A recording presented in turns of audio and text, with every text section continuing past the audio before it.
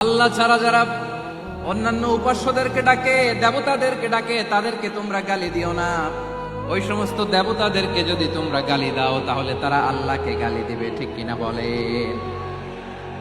আমরা দেবতাদের গালি দিলে ওরা আল্লাহকে গালি দিবে। রব্বুল আলামিন বলেন, খবরদার দেবতাদেরকে গালি দিও না, তাহলে ওরা তোমার রব আল্লাহরে গালি দেবে।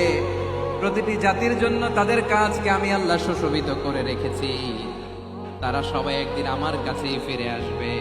এরপর আমি রব্বুল আলামিন তাদের আমলনামা তাদেরকে জানিয়ে দেব। সুবহানাল্লাহ পড়ে। প্রিয় ভাইরা, আল্লাহ তাআলা বলেছেন খবরদার গালি দিও না। আদেশটা কার? আওয়াজ করে বলেন তো। হিন্দুদের দেবতা দেবদেবীদেরকে গালি দেওয়া যাবে না। আওয়াজ করে বলুন প্রিয় ভাইরা, এই আদেশটা কার? এই আপনাদের গলার আওয়াজ। অন্য ধর্মের দেবতাদেরকে যে গালি দেওয়া যাবে না, এই আদেশটা কার? আরো জোরে বলুন, কার? গালি দিবেন কোন দেবতাকে? দিবেন? যদি দেন তাহলে ওরা আল্লাহরে গালি দিবে। তাহলে আল্লাহরে গালি খাওয়াইলো কে? আপনি, ঠিক কিনা বলেন? আমি আল্লাহকে গালি খাওয়ানোর কারণ হলাম, কারণ আমি যদি গালি না দিতাম ওরা আমার রবকে গালি দিত না। আওয়াজ করে বলেন ঠিক কিনা?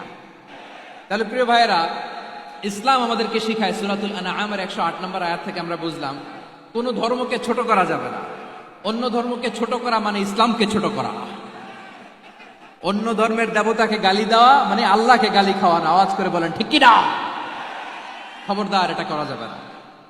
আর অন্য ধর্মের দেবতাকে যদি আপনি গালি দেন, ওরা ইসলাম থেকে দূরে সরে যাবে। যাও ইসলামের প্রতি আকৃষ্ট হয়েছিল আর কোনোদিন ইসলামের ধারে কাছে আসবে না। আওয়াজ করে বলেন ঠিক কিনা? এজন্য কখনো কোনোদিন অন্য ধর্মের দেবতাদেরকে গালি দেয়া যাবে না। অন্য ধর্মের কোন দেবতাদেরকে আমরা গালি দিব না।